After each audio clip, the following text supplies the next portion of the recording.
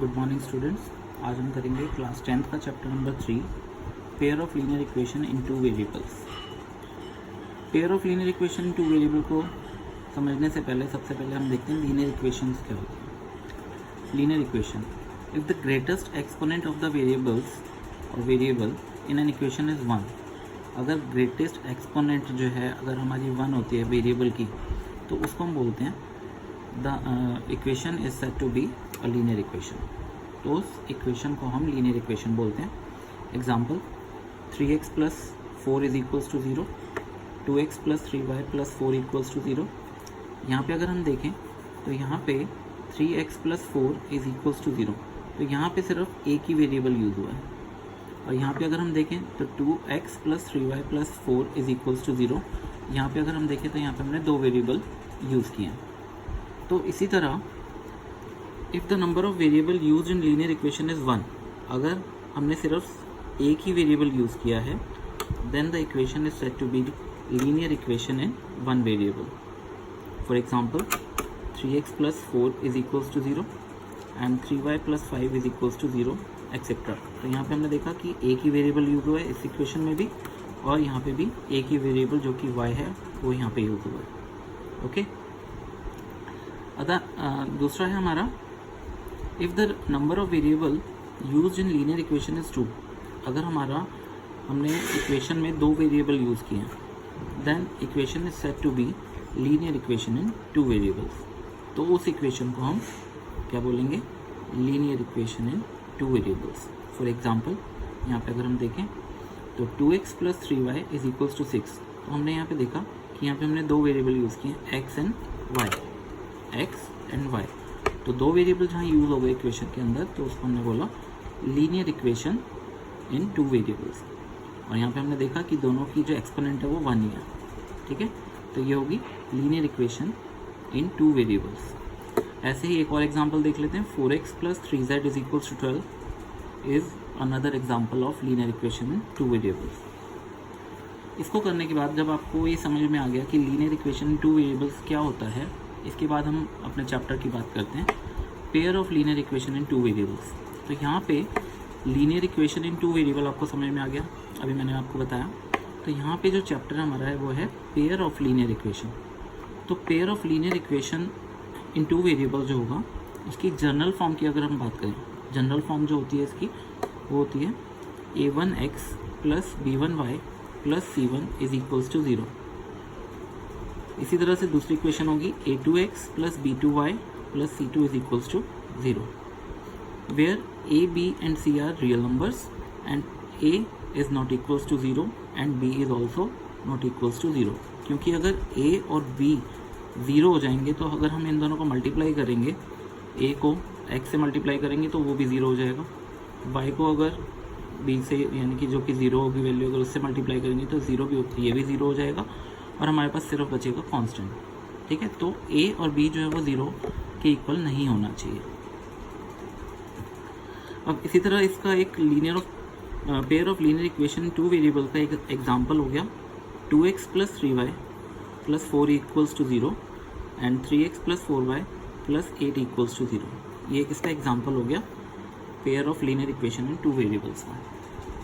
अब इसके बाद हम पढ़ते हैं कि ये जो pair of linear equation two variable है, इसको हम सॉल्व कैसे करते हैं, इसके मेथड्स कौन कौन से हैं। तो इसको सॉल्व करने के लिए हमारे पास यहाँ पे बेसिकली दो मेथड होते हैं। सबसे पहला है ग्राफिकल मेथड और दूसरा है अलजेब्रिक मेथड। तो आज हम डिस्कस करते हैं ग्राफिकल मेथड की। तो ग्राफिकल मेथड के अंदर हमारे पास कौन कौन से केसेस आएंगे वो मैं आपको अभी बताता हूँ।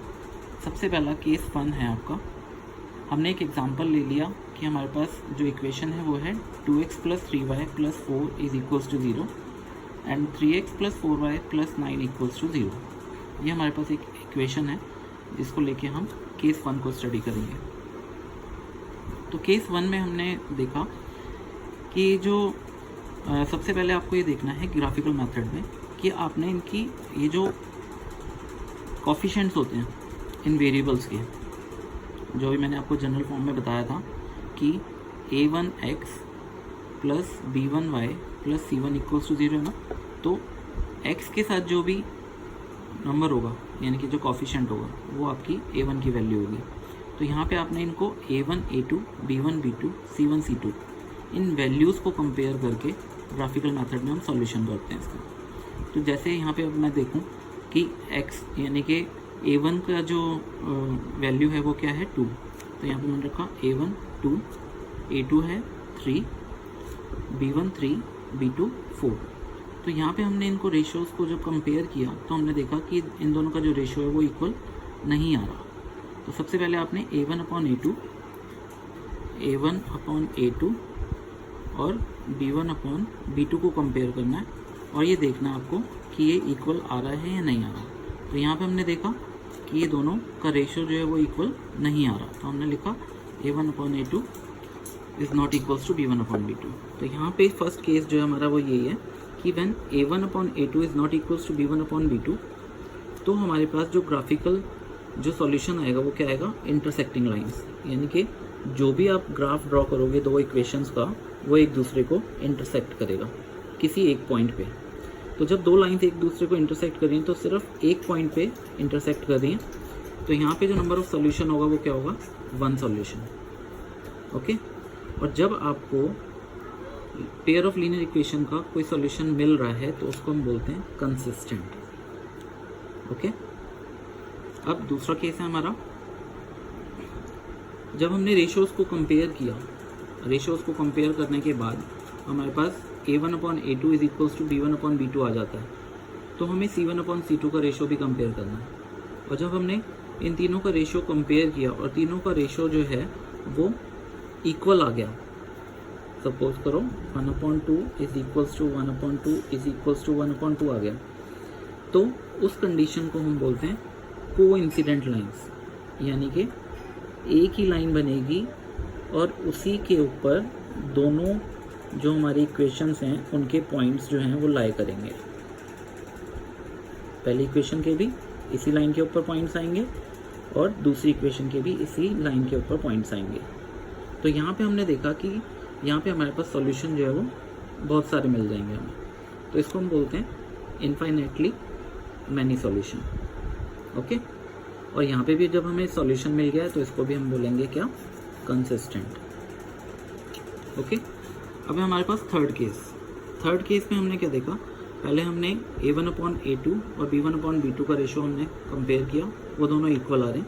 फिर जब हमने C1 अपॉन C2 का रेशियो कंपेयर किया तो वो इक्वल नहीं आ रहा, जैसे कि इक्वेशन यहाँ पे मैंने आपको लिख के दिखाई है, 3x plus 2y minus 4 equals to 0 and 6x plus 4y plus 9 equals to 0। तो यहाँ पे हमने क्या देखा, जब हम इनको कंपेयर करेंगे तो इनका रेशियो आएगा 3/6, 2/4 एंड माइनस 4/9। ठीक है, तो यहाँ पे इसको हम सॉल्व करेंगे तो 1/2 हमारे पास जो रिजल्ट आएगा वो आएगा 1/2 equals to 1/2 is not equals to 4/9, यानी कि आपके पास थर्ड इक्वेशन आ गई, when A1 upon A2 is equals to B1 upon B2 but not equals to C1 upon C2। तो इस कंडीशन में जो आपकी लाइंस आएंगी, जो आपका ग्राफ बनेगा वो बनेगा पैरेलल लाइंस, यानी कि दोनों ही लाइंस जो हैं वो एक दूसरे को इंटरसेक्ट नहीं करेंगी। और जब दोनों लाइंस एक दूसरे को इंटरसेक्ट नहीं करेंगी तो उसको हम बोलेंगे नो सॉल्यूशन, यानी कि उसका कोई भी सॉल्यूशन नहीं होगा। ठीक है, और जब सॉल्यूशन नहीं है हमारे पास तो इसको हम बोलेंगे इनकंसिस्टेंट। ओके, तो ये था हमारा ग्राफिकल मेथड। इसके क्वेश्चंस हम नेक्स्ट वीडियो में करेंगे। Thank you.